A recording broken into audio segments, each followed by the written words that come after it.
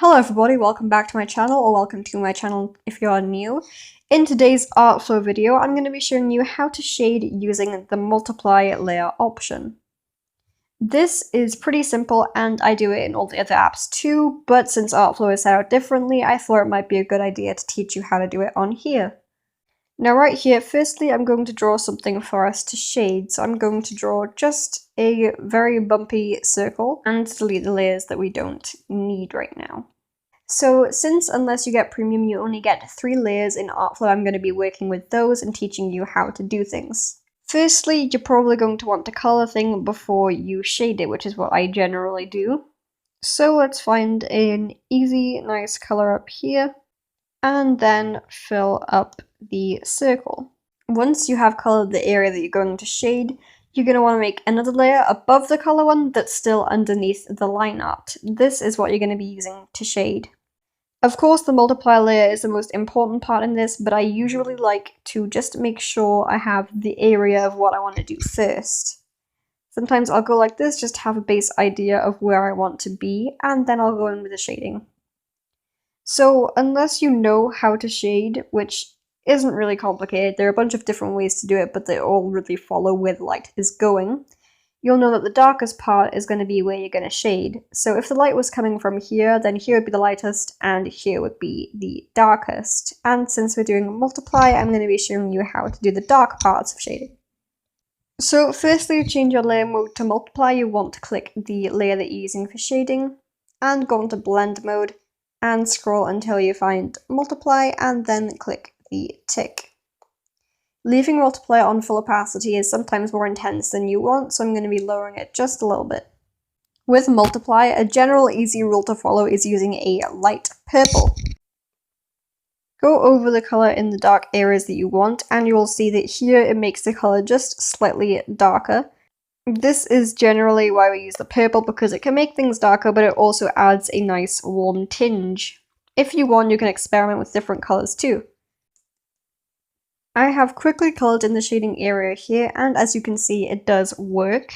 You can blend this if you want, which I'll be doing in a moment, but also you might want to experiment with the colors.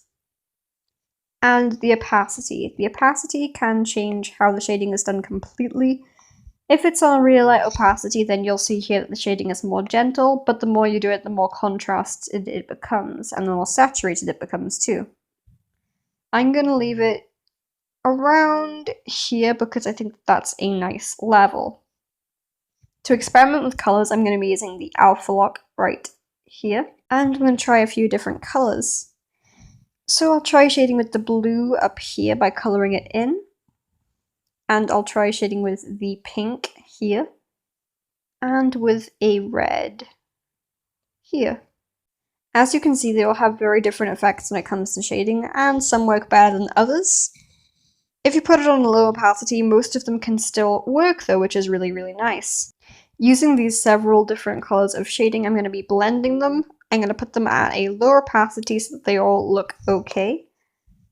Taking it off of alpha lock, and then blending ever so slightly. To blend, I'd usually use the blur tool, but we don't have that in Artflow. So instead, I'm going to be using one of the airbrushes, specifically Foggy. With Foggy, I usually just put it on a low opacity, go to the color that I'm using, and draw it on the edges. If you do this enough, you'll notice the edges start to blur out, and it looks more blended. Of course, because of the way Artflow is without the option of a blur tool, blending is a lot more difficult and requires a lot more time to make it actually look okay, which is why by here it doesn't look too great.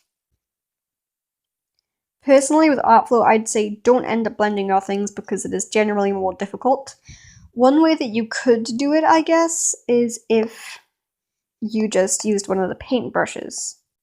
For example, if you wanted to, you could just use charcoal and make it on a really low opacity like this, and then just keep layering it over until you get a more blended effect.